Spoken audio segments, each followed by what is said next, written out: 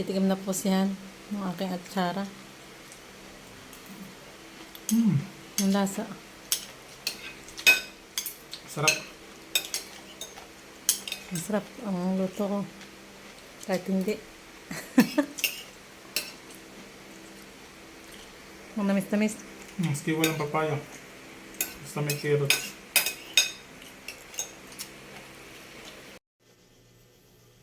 Yan nga po pala yung sangkap natin gagamitin sa paggawa ng atsara.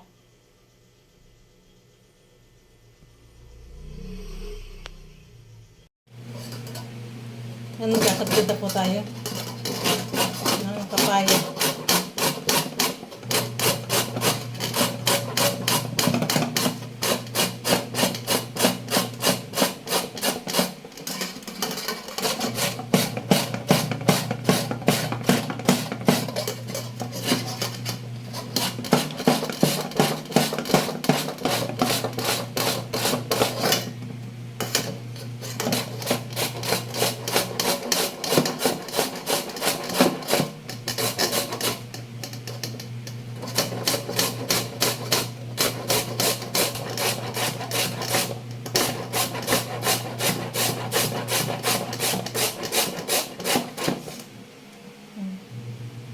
At pino nga po lang yung ating ginamit ng pang kadkad ng papaya.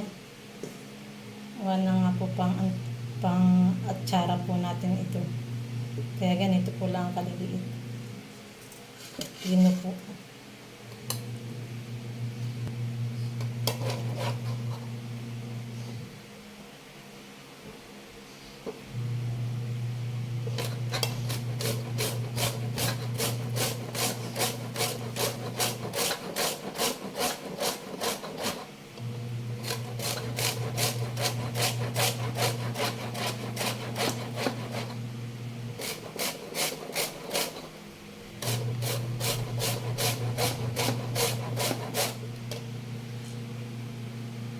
Tapos na po tayo yad-yad ng ating papaya at atin na po yung pipigain. Pipigain na po natin yan.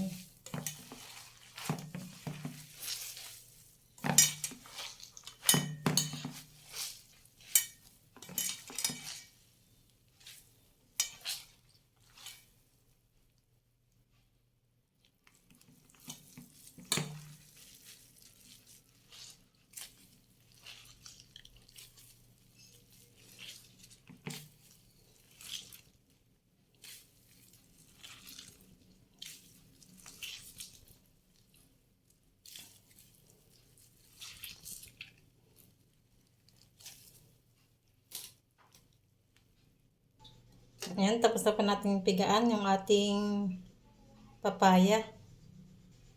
Ayan. Lagyan na po natin ang suka. Yung suka po natin. Ilalagay po natin.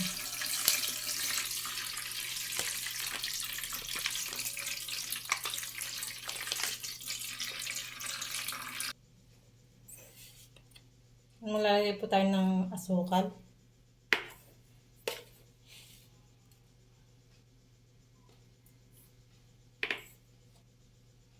Tatlong kutsara pong asukal.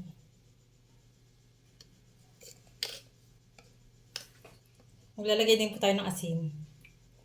Iodized salt po ang lalagyan natin. Lalagyan din po natin ng paminta.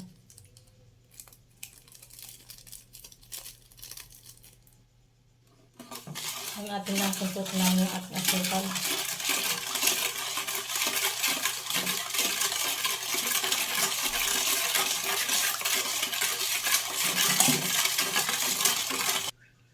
Yan, sasaklang na po natin yan sa apoy. Papakluan po natin yan. Hintayin lang po natin kumulo.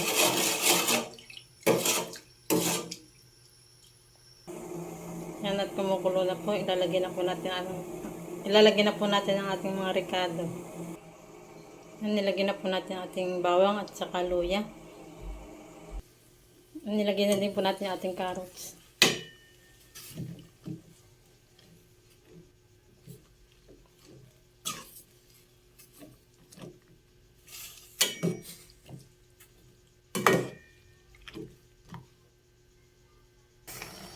Ngayon, papatayin na po natin yung ating apoy.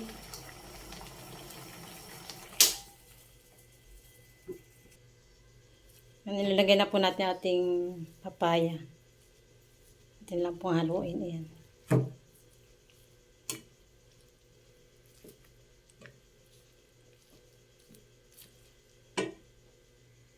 Nilagay na din po natin yung ating bell pepper at saka sibuyas.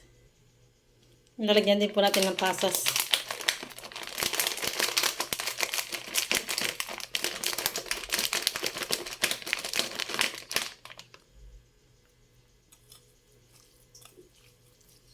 Natin na pong imimix ang ating pasas.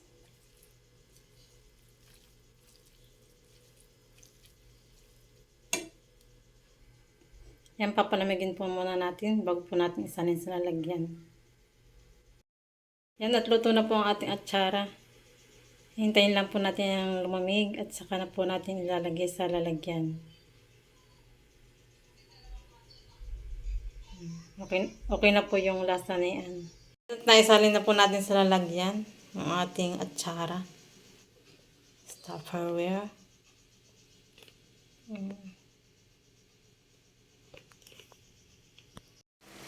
Yan, titigam na po siya ng aking atsara. Ang lasa. Sarap. Masarap ang luto ko. Kahit hindi. Ang namis-namis. Maski walang papaya. Basta may carrot.